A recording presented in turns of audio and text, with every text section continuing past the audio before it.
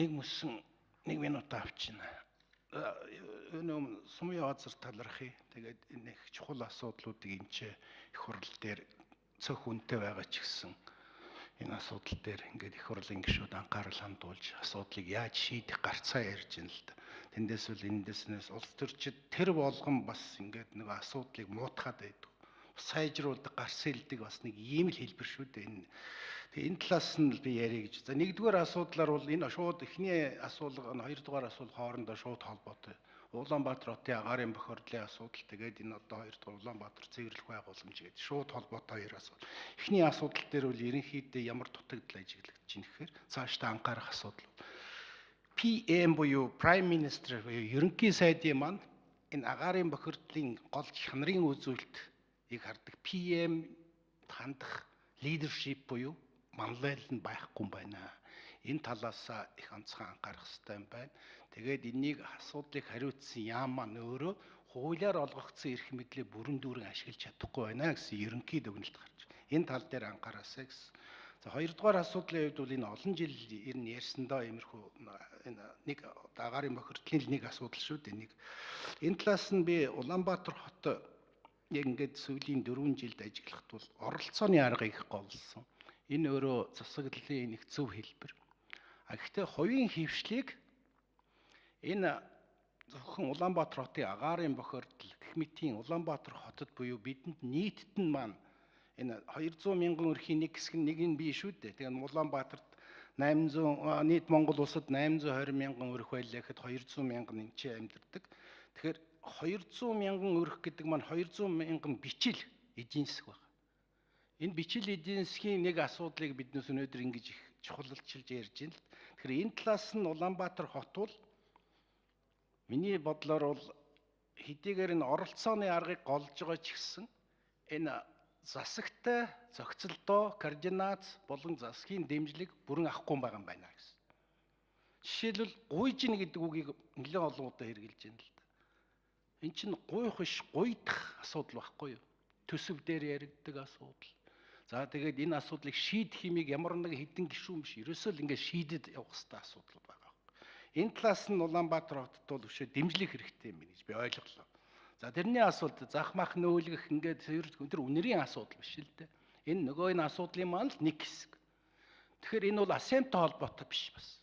Ард түмний амьдралтай холбоотой асуудал. Тэгэхээр тэр бичил эдийн засаг буюу өрх болгоны эдийн засаг дээр чинь жишээл сайжруулсан төршийг хэн төлөх ёстой гэвэл сайжирсан амьдралтай өрхөл илүү төлнө шүү дээ.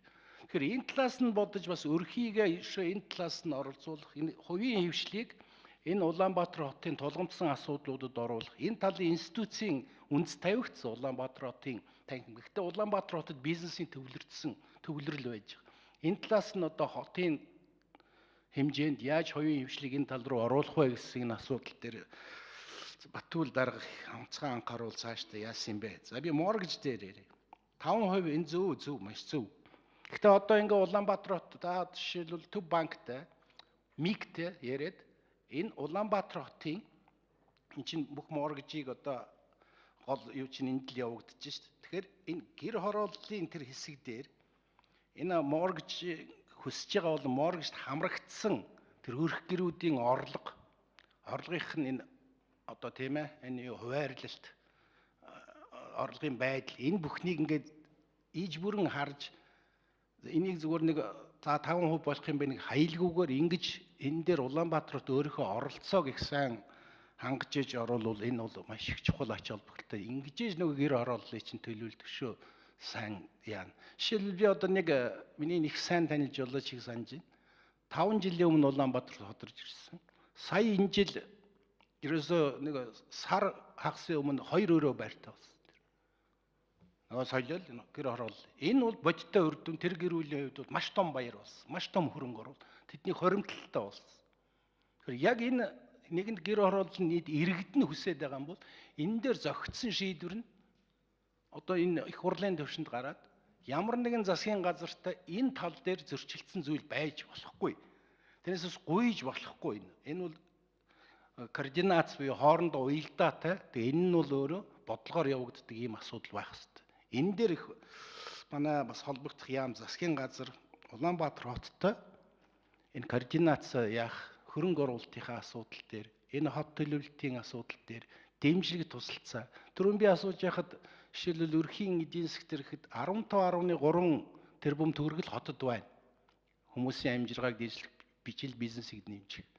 Энэ талаас нь бодож тэгвэл улсын төсөвт бид суулгах боломжтой юу? Боломжтой. Энэ мөнгүүдийг суулгах боломжтой байсан уу? Байсан. Зүгээр энэ дээр л зохицолтол дутсан, сайн лобби дутсан магадгүй. Тэгээ энийг хийх шин ирмэлзэл бас дутагдчихсэн гэдгийг хэлэх хэрэгтэй. За асуулт. Нийслэлийн бидний эрүүл мэндийг, нийтийн эрүүл мэндийг судалж яадаг тэр байгууллагаас Улаанбаатар өнөөдрийн яригдж байгаа асуудлаар Улаанбаатар хотын иргэдийн хувьд ямар гол тулгамдсан 3 асуудал байна. Танай хүрээлэнгийн судалгаанаас үзэхэд гэсэн ийм асуудлыг бол Цогтбаатар тавьсан.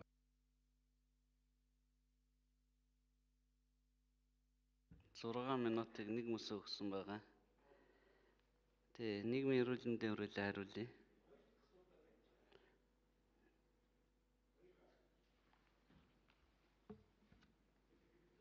Хариул. За, нэгдүгürt нь яалтчгүй агарын бохирдлын асуудал энэ хүн болгонд, нийслэлийн иргэн болгонд хамаатай гэдэг утгаар нь бид нотлохоогоо бол эрүүл мэндийн салбарыг харьцангуйгаар урхахыг хүлээж байгаа хүмүүстэй ойрхон байдаг гэдэг талаас нь асуудал гаргаж тавьж байгаа. Энэ талаар бол ийм бүх нотлохооны ном хэвлэгдсэн бидний нэг зөвлөмжийн хүрээнд бас холбогдох талууд нь сайдын болон ажлын зохион байгуулалт хорооны бичгтэйгээр хургуулсан байгаа. Зөвлөмжөөл хэрэгжүүлэх асуудал болж байгаа. Хоёрдугаар асуудал бол энэ хоол тэжээлийн асуудал, хүнсний аюулгүй байдлын асуудал.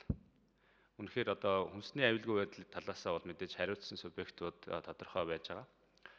Манай байгууллагын хувьд бол илүү хүнс тэжээлийн талаас, илчлэгийн талаас, зөв хооллолтын талаас нь асуудлыг тавьж байгаа. Энэгээр бас судалгааны үр дүнгууд бол бий. Тодорхой цаг хугацаа олгодвол бид энийг танилцуулах бас хүсэлтэй. 3 дугаар санаа зовж байгаа асуудал бол яг нийгмийн эрүүл мэндийн асуудлууд бол үнэхээр зөндөл байна л да. Гэхдээ гишүүн бас зөв хэлбэрээр нь саналыг тавьж байна 3 асуудал гэж. Энийг ирэмблэхгүй бол бид үнэхээр үр дүнд хүрэхгүй байгаа маа бүхэм рүү орох гээд чармаах юм бол. Тэгэхээр 3 дугаар асуудал бол энэ хүүхдийн зам тээврийн ослын асуудал байгаа. Тэр дундаа хүүхдийг зам тээврийн ослоос сэргийлэх асуудал. Өнөөдөр бол холбогдох байгууллагуудтай цуваа марш явж байгаа. Энэ бол бас л нэг тийм аргаал барсан хэлбэр л дээ. Тэгэхээр энэ дээр бол нийт нас баралтын шалтгааны 3 дугаарт бол осол гэмтлийн шалтгаанд нас баралт явж байгаа улсын хэмжээнд энэний нэлээдгүй хувь нь зам тээврийн осол байж байгаа. Тэгэхээр 9 сараас хэрэгжиж гисэн замын хөдөлгөөний аюулгүй байдлыг тухай хуулийг сурталчлах, гол нь иргэддээ ухамсарыг дээшлүүлэх, хууль сурталчлах талаар бид нар бас ажил зохиож байгаа. За баярлалаа. Асууж. Микрофонгүйгээр асууж.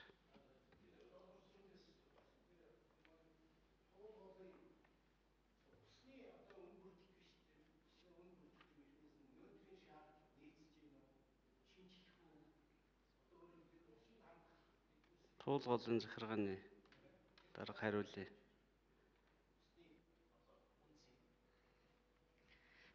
За Дэмбэрлэг шүүний асуултанд хариулъя. Тэгэхээр төвлөрсөн сүлжээнээс хангагдж байгаа ард иргэд аж ахуй нэгжүүд бол ус увгүй удирдах газарт хүүтүүдэд өөрсдийнхээ нөгөө үйлчлэгээний хөсөө төлдөг. Энэ бол нэг асуудал. Энэ бол манай туулгын савгазрын захиргааны оролцоо бол энд байдаггүй. Савгазрын хувьд бол усны нөөц ашигласны төлбөрийн харилцаанд оролцдог субъект хуулиараа. Тэгэхээр савгазрын хэмжээнд нийт хичнээн ус ашиглагчид байна уу, ямар салбарууд байна уу гэдгээс хамаарат 15 онд бол ямар ч үс нэг 5 тэрбум орчим төгрөгийг орон нутаг нийслэлийн төсөвт усны нөөц ашигласны төлбөрөөс орсон байдаг. За одоо үйлчилж байгаа хуулиараа бол орсон саяын тэр 5 тэрбум төлбөрийн 35 хүртэлх хувийг эргүүлээд усны нөөцийг хамгаалах нөхөн сэргээхт зарцуулна гэсэн юм хуулийн заалттай. Өөрөөр хэлбэл туулгын савгазраас олсон тэр төлбөрийг туулгыг хамгаалахад 35% зарцуулах эрх зүйн орчин үйлчилж байгаа. Харамсалтай бид нар энэс ерөөсөө нэг ч төгрөг авч зарцуулж чаддаггүй. Тогтолцоо нь болохоор яагаад гэвэл орон нутгийн төсөвт нийслэлийн төсөвт орчдөг учраас манай яамд бол тодорхой хэмжээгээр энэс авч туулгуулыг хамгаалах, бага сагуудаа цэвэрлэх ийм одоо арга хэмжээнд зарцуулж чаддаггүй. Тэгэхээр энэ эрх зүйн орчинг бас